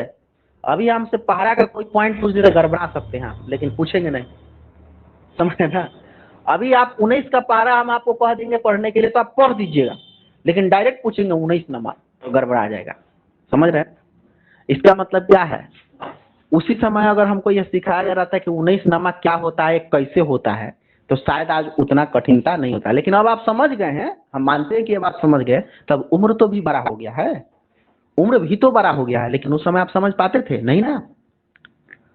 तो यही कहा गया कि रटने पर आधारित अधिगम को खत्म कीजिए और समझने पर आधारित अधिगम को लाइए। हमको याद है जब उस ट्यूशन कोचिंग में पढ़ा करते थे, या फिर आप लोग भी गांव देहात में तो पढ़े ही होंगे, है ना, सब लोग तो लगभग गांव से ही बिलोंग करता होगा। शहर में भले आप रहते होंगे लेकिन गांव में तो घर जरूर होगा, कभी जाते आते जरूर होंगे, हो सकता है आपका बचपन का पढ़ाई गांव में ही हुआ हो, है ना। तो 500 रटने का तरीका सिर्फ इतना जानते थे कि भूतकाल, भविष्यकाल, वर्तमान काल, है ना। और उसी में मास्टर साहब ये रटवाते थे कि देखो ये नियम है, चुका हूं, चुकी हूं, चुके हैं, इसमें ये लगेगा, रहा हूं, रही हूं, रही हो, इसमें ये लगेगा, था, थी, थू रहेगा, वाज या वेयर लगाना, ऐसा ही था ना। पता नहीं चलता था कि भाई कैसे हो रहा है, पहले ये बता, लेकिन हाँ वैसे ही रट के जाते थे कि हाँ सर रट के लाया था, ठीक है, हाँ बोलो, चुका हूँ, चुकी हूँ, चुके हो, तो इसमें ये लगेगा, है ना, था हूँ, थी हूँ, थे हो, तो इसमें ये लगेगा। इंग्लिश का ग्रामर ऐसे ही याद करते थे ना। अब सवाल ये है कि वहां पर भी हम लोग को अंडरस्टैंडिंग बेस्ड लर्निंग नहीं कराया गया। कैसा अधिगम कराया गया? रटने आधारित अधिगम। लेकिन केवल इसमें मास्टर का दोष नहीं है ना। उम्र एक ऐसा होता है जिसमें आप जल्दी समझ नहीं पाते, इसीलिए वह पद्धति को अपनाना पड़ता है। लेकिन एनसीएफ ने सुझाव दिया कि आप प्रयास कीजिए, प्रयास तो कुछ भी हो सकता है, आप प्रयास कीजिए कि हम उसको रटवा कर नहीं समझा कर पढ़ाएं। अब बोलिए क्लियर हुआ? तो कहने का मतलब यह हो गया कि पढ़ाई को रटने की प्रणाली से मुक्त किया जाए और किसको अपनाया जाए? तो समझने की प्रणाली को अपनाया जाए। उसके बाद नेक्स्ट पॉइंट है कि पाठचर्या पाठ्य पुस्तक केंद्रित ना हो। हाँ, कहा गया कि बुक सेंटर्ड एजुकेशन नहीं कराइए आप। बुक सेंटर्ड एजुकेशन का मतलब ये हुआ कि किताब में जितना दिया है उतना ही नहीं पढ़ाइए, उससे बाहर के चीजों को भी सिखाइए। जैसे किताब में हम बच्चा को एडिशन सिखा रहे हैं, एडिशन समझते हैं ना, जोड़, है ना। तो 5 + 2 7 + 3। अब ये बात हमको याद क्यों पड़ गया पता है? हमारी ब्रांच में वो पढ़ा रहे थे तो एडिशन सिखा रहे थे, बच्चा एक लड़की खड़ा हुई कि सर इसका मतलब क्या होता है? तो बोले जोड़। ओ समझना, इसीलिए याद आ जाता है। अब उसके बाद में 5 + 3, ये आपके बुक में दिया हुआ था, जहां पर आपका एडिशन वाला चैप्टर था वहां पर ये वाला क्वेश्चन दिया हुआ था। हमने बोर्ड पर उतारा, बच्चों को बताया कि बेटा ये देखो 5 2 7 होगा, 7 3 10 होगा और 5 3 8 होगा। अब बच्चा के मन में सवाल आ सकता है कि 5 3 8, तो 3 5 क्या आ सकता है ना। तो बच्चा खड़ा हुआ हाथ कराया, सर एक सवाल है। हाँ बोलो। 3 + 5 = क्या होगा सर, है ना। तो तुम्हारे किताब में दिया है तो नहीं, तो क्या दिमाग लगा रहा है? किताब में नहीं दिया है तो दिमाग क्या लगा रहा है? फेल करेगा, तुम ज्यादा तेज बनेगा तो बैठ जाओ। अब ये क्या हो गया बताओ आप?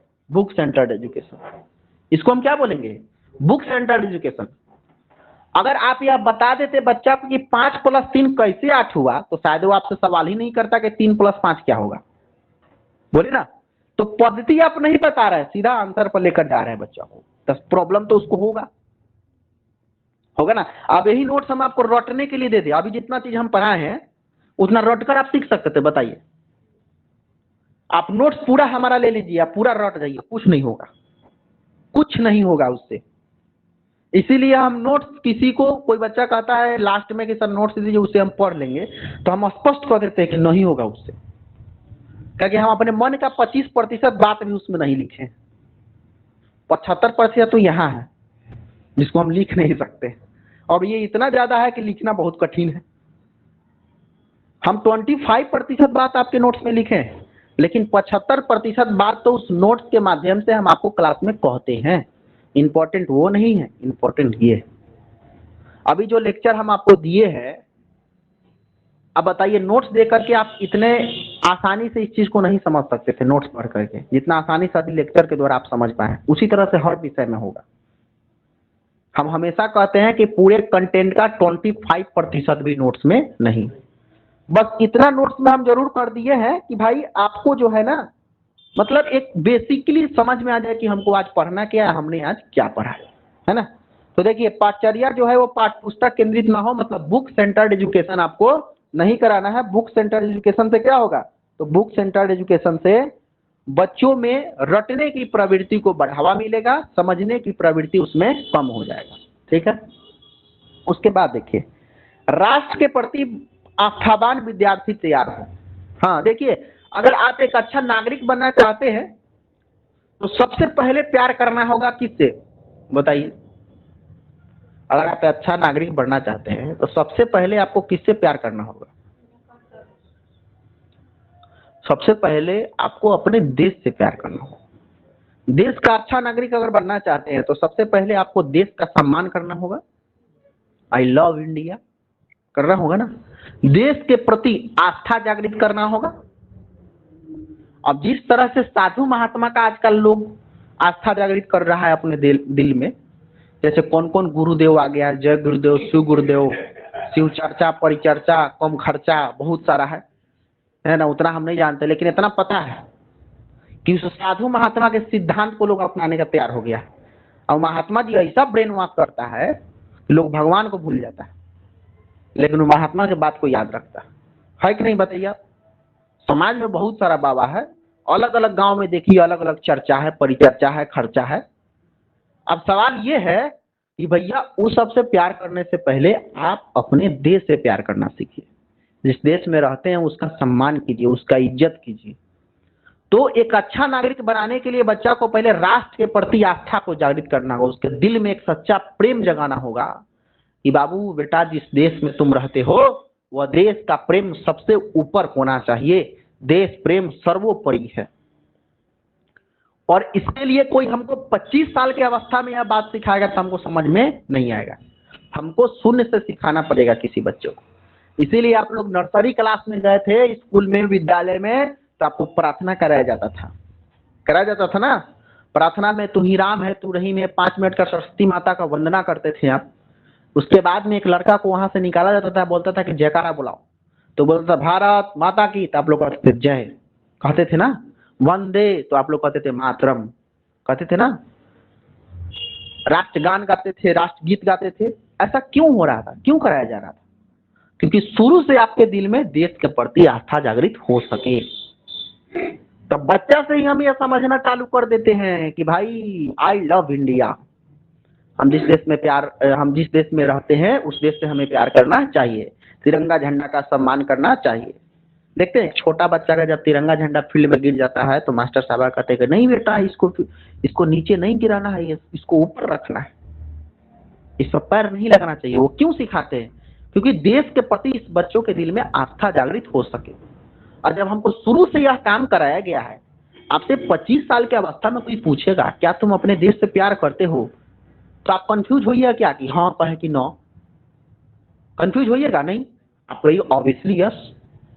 हम जिस देश में रहते हैं उस देश से आप कंफ्यूज हो रहे हैं, इसका मतलब देशद्रोही है। समझ रहे हैं ना? अगर आपसे कोई पूछ रहा है कि क्या तुम अपने देश से प्यार करना चाहते हो, तो आप कहिए रुकिए 5 मिनट सोच कर बताते हैं। अगर ऐसा भी कह रहे हैं तो इसका मतलब खोट है, दाल में काला हो सकता है। ऑब्वियसली आपको बिना किसी रुकावट को कहना यस, है ना। इसका मतलब ये हो गया कि लेकिन यह सब आस्था जागृत कैसे होगा? एक दिन 2 दिन में जागृत नहीं होगा, 25 साल की अवस्था में सिखाने से नहीं होगा। शुरू से इस चीज को सिखाना पड़ेगा।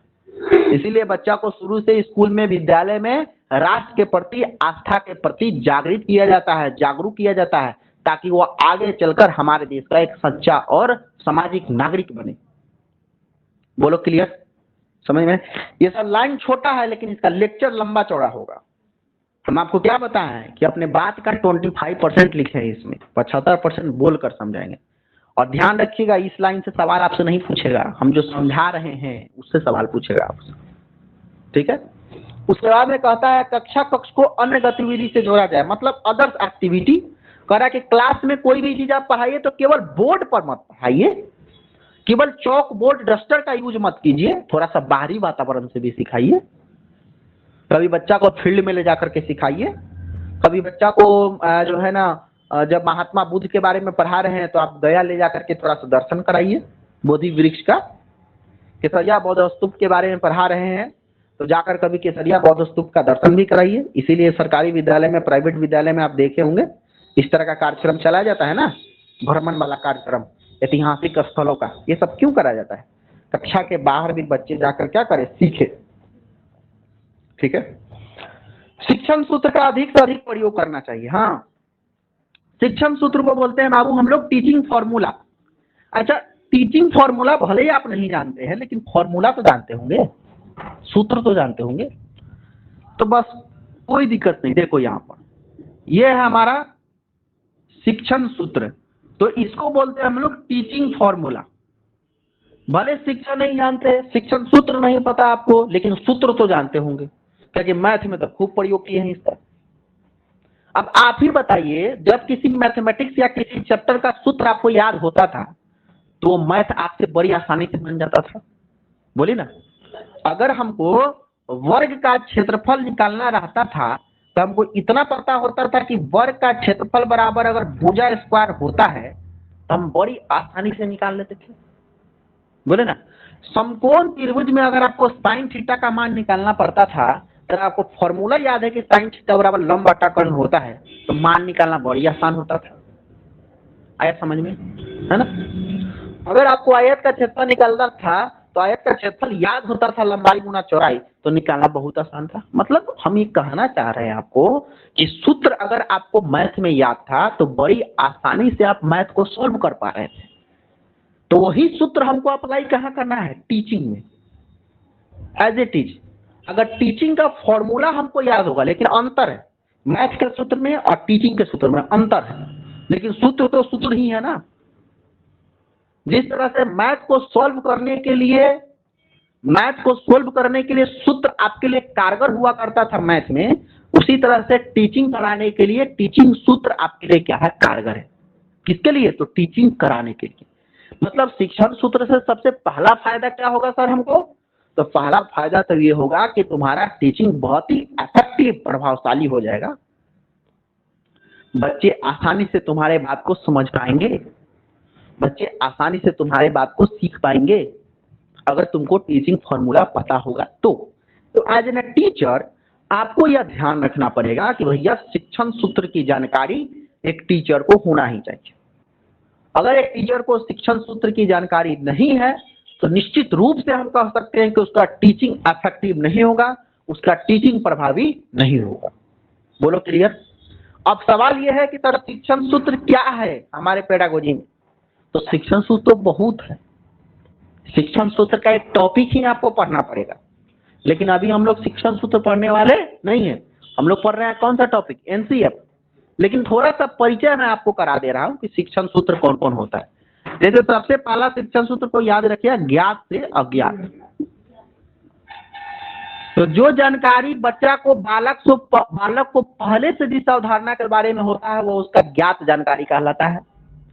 और उसी पुराने जानकारी के आधार पर जब बच्चा को नया जानकारी प्रदान किया जाता है उसे हम क्या कहते हैं? तो उसे हम अज्ञात कहते हैं। बोलो क्लियर?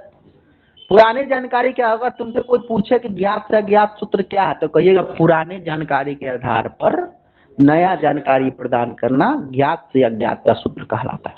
कह दीजिएगा ना। अगर किसी बच्चा को बटा पर का जोड़ सिखाना है तो उसके लिए प्लस माइनस गुना भाग लघुत्तम उसको आना चाहिए। तो हम लोग क्या करते हैं जब बट्टा पर का जोड़ सिखाना चालू करते हैं, मतलब बट्टा पर का जोड़ उसको अभी पता नहीं है, तो पता जो नहीं है वो क्या है? अज्ञात है।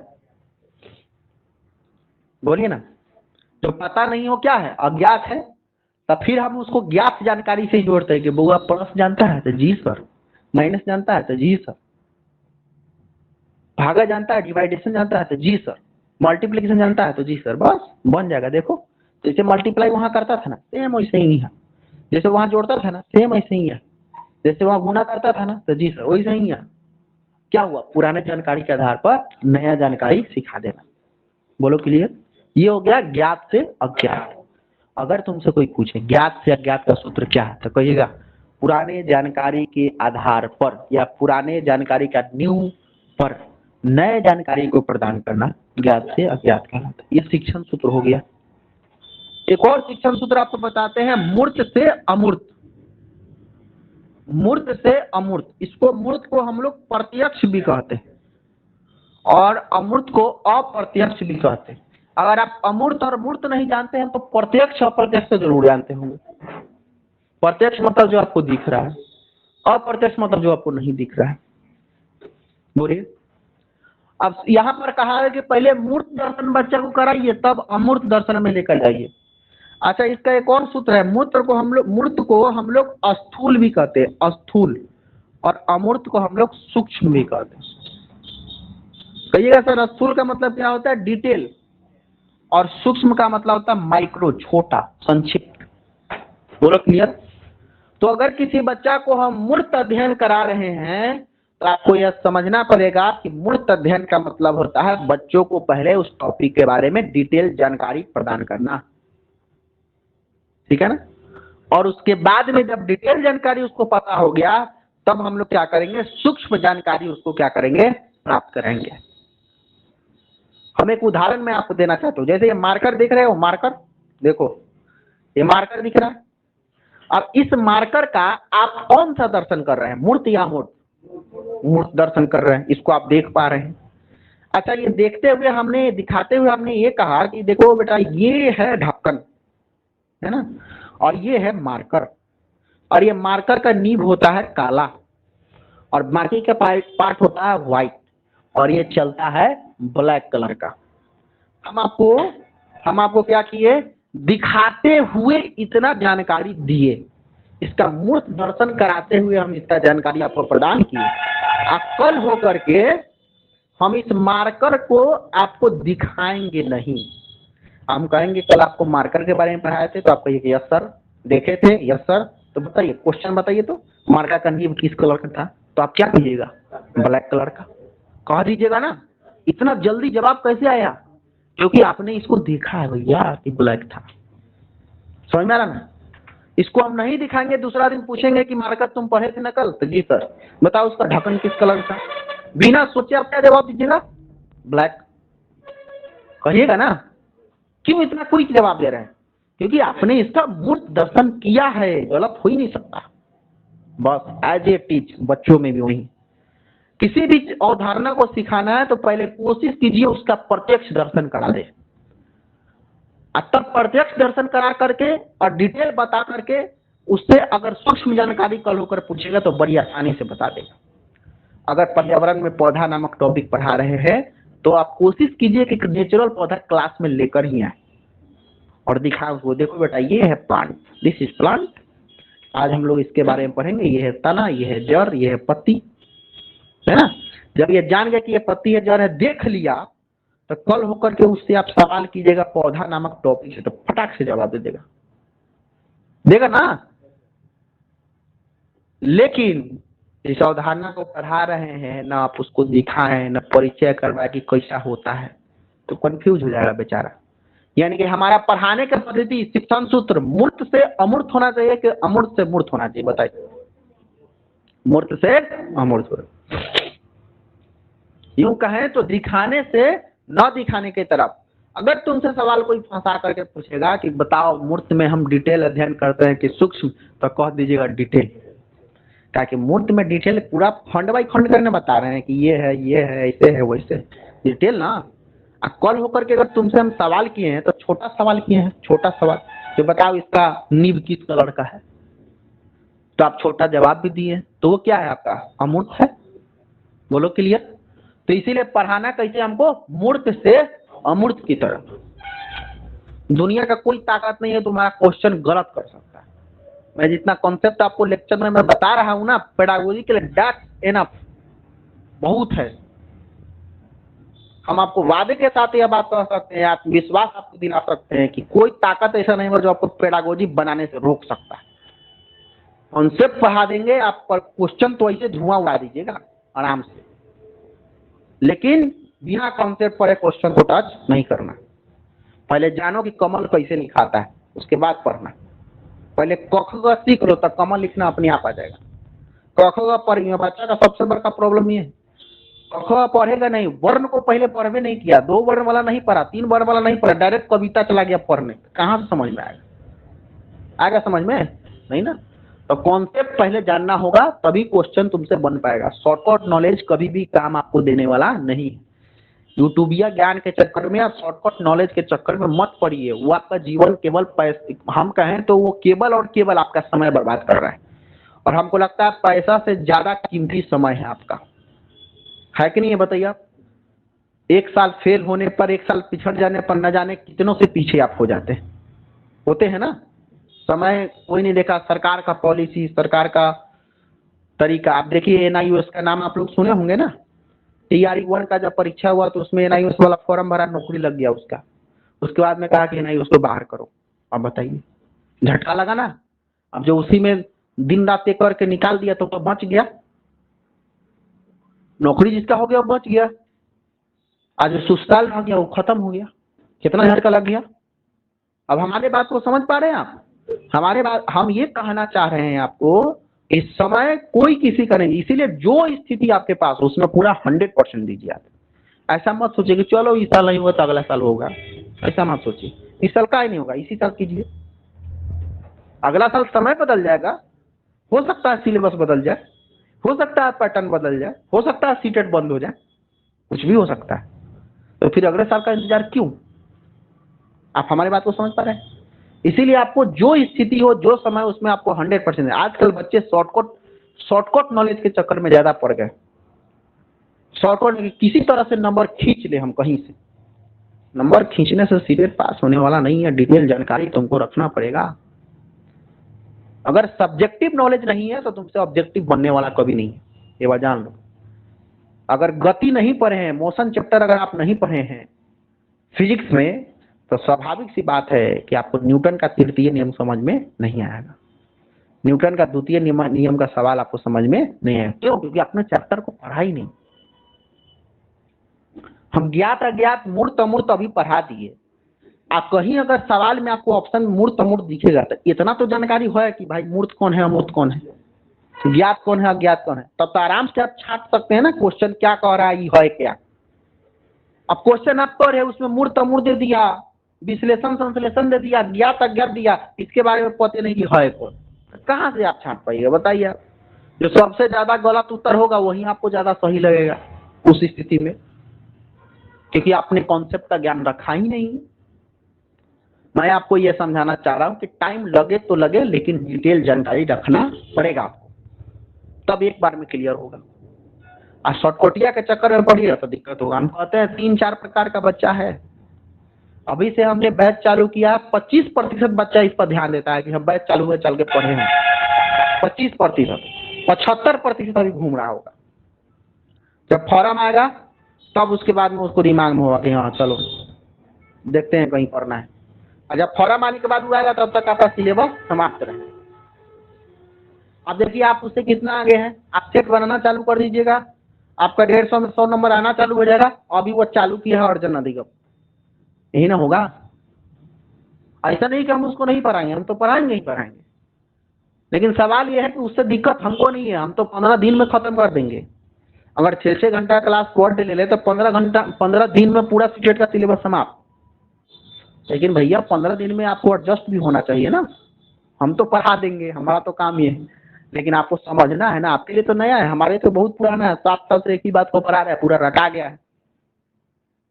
लेकिन सवाल यह है कि आपके लिए वो जरूरी, इसीलिए अभी जैसे पढ़ा रहे हैं तो अभी जो आपका नॉलेज हो रहा है बहुत ही ठोस नॉलेज हो रहा होगा, धीरे धीरे धीरे धीरे चीजों को समझते चल रहे होंगे। लेकिन दुख का बात यह है कि इस स्थिति को 25% बच्चा भी नहीं समझ पाता है कि हमारे लिए अभी क्यों जरूरी है। जब फॉर्म आ जाएगा, परीक्षा का डेट निकलेगा, तब कोचिंग खोजना।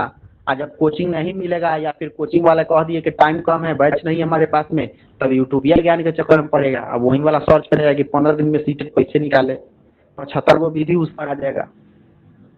कमी है जी उस पर। यूट्यूब पर तो भाई कोई सॉल्यूशन का, कोई भी समस्या का समाधान बना हुआ है, रखा हुआ है। अब उस पर बच्चा सर्च करेगा कि 15 दिन में सीटेट को कैसे पास करे, तो निश्चित रूप से उसके पास में 1000 वीडियो आ जाएगा। ये वीडियो देखो आएंगे 130 नंबर, ये वीडियो देखो आएंगे 120 नंबर, होगा कुछ नहीं उससे। समझ में आ रहा है? तो इस सब चीज पर आपको ध्यान नहीं देना है। फाइनली हम लोग ज्ञात अज्ञात मूर्त से अमूर्त की बातों को हम समझ गए, ठीक है ना।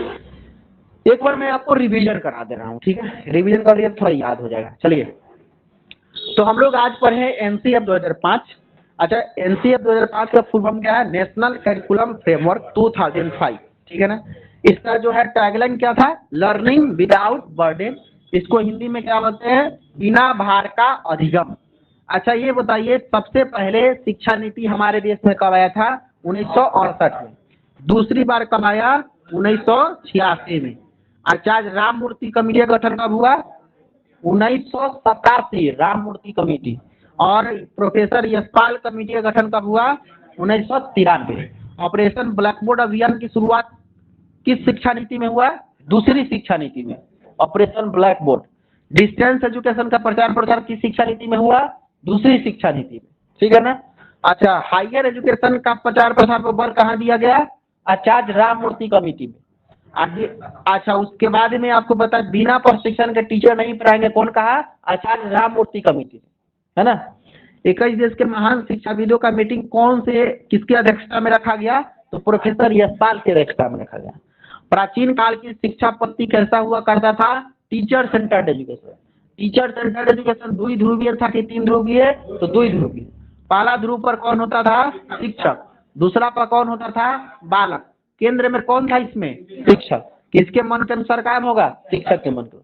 वर्तमान की शिक्षा पद्धति कैसी है? त्रिध्रुवीय। पहला ध्रुव पर कौन है? शिक्षक। दूसरा पर कौन है? बालक। तीसरा पर कौन है? केंद्र में कौन रहेगा? बालक। किसके मन के अनुसार काम होगा? बालक के मन के अनुसार काम। ठीक है। शिक्षा का अभी तक का सबसे नवीनतम दस्तावेज कौन है? तो एनसीएफ 2005। ज्ञान को स्कूल के अलावा बाहरी जीवन से जोड़ना है कि नहीं जोड़ना है? पढ़ाई को रटने की प्रणाली से फ्री करना है कि नहीं करना है? करना है। पाठचर्या पाठ्य पुस्तक केंद्रित होना चाहिए का? बुक सेंटर्ड एजुकेशन कराना है क्या? नहीं, बुक सेंटर्ड एजुकेशन नहीं कराना है। राष्ट्र के प्रति बच्चों में आस्था जागृत करना है ना, आस्था जागृत करना है। कक्षा कक्ष को अदर्स एक्टिविटी से जोड़ना है। अदर्स एक्टिविटी से जोड़कर सिखाइएगा तो बच्चे जल्दी सीखेंगे। शिक्षण सूत्र का अधिक से अधिक प्रयोग करना है। ज्ञात से अज्ञात, मूर्त से अमूर्त। जो जानकारी बच्चा को पहले से हो क्या है? ज्ञात है। जो जानकारी पहले से नहीं हो क्या है? अज्ञात। मूर्त से अमूर्त, जो दिख रहा हो क्या है? मूर्त है। जो नहीं दिखे वो अमूर्त। तो दिखाने से न दिखाने की तरफ लेकर जाना क्या है? मूर्त से अमूर्त। ठीक है। अब उसके बाद में कुछ और पॉइंट है, रिवीजन करा देते हैं एक बार। मातृभाषा के बारे में पढ़ाए थे आप लोग को। तो माँ के दूध से जिस भाषा का विकास बच्चों में होता है उसे हम क्या कहते हैं? मातृभाषा। घर परिवार समाज के द्वारा जिस भाषा का विकास बच्चों में होता है उसे हम क्या कहते हैं? मातृभाषा। पढ़े लिखे समाज के द्वारा स्वीकृत भाषा को हम लोग क्या कहते हैं? मानक भाषा। मानक भाषा, ठीक है ना। घर परिवार समाज आस पड़ोस के द्वारा जो बच्चा सीखता है उससे हम क्या कहेंगे? मातृभाषा।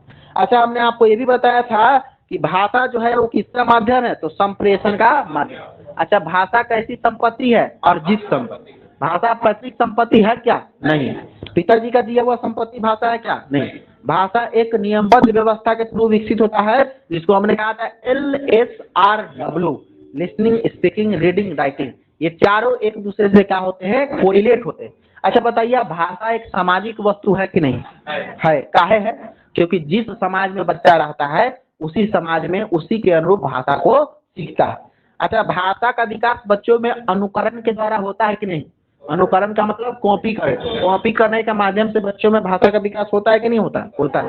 भाषा हमेशा परिवर्तनशील होता है कि नहीं होता? होता है। अच्छा, संयुक्त परिवार में बच्चों का भाषा विकास अच्छा क्यों होता है? हाँ, क्योंकि संयुक्त परिवार में बच्चों को बोलने, कहने, सुनने का अवसर ज्यादा मिलता है, इसलिए। अच्छा, अर्जन अधिगम के बारे में भी हम आप लोगों को बताए थे। तो बताइए, 0 से 5 साल में बच्चा अपने आप भाषा को सीखता है, वो क्या है? अर्जन है। अब 5 साल के बाद क्या है? अधिगम है। अपने आप भाषा का सीखना क्या कहलाता है? अर्जन। और सिखाया जाना क्या है? समाज में रहकर सीखना क्या है? अब विद्यालय में रहकर सिखाना क्या है? अपने आप भाषा का विकास होना क्या है? सिखाया जाना क्या है? ठीक है। प्राकृतिक रूप से भाषा सीखना क्या है? अप्राकृतिक रूप से भाषा का सीखना। अनौपचारिक रूप से भाषा का सीखना। औपचारिक रूप से भाषा का सीखना। अनुकरण के द्वारा भाषा का सीखना। प्रयास अभ्यास के द्वारा भाषा का सीखना। क्लियर है? तो इतना तक हम आप लोगों को कराए थे। आज के लिए इतना ही। बहुत बहुत धन्यवाद। आपका दिन शुभ हो। Thank you so much. मिलते हैं अगली क्लास में। Thank you.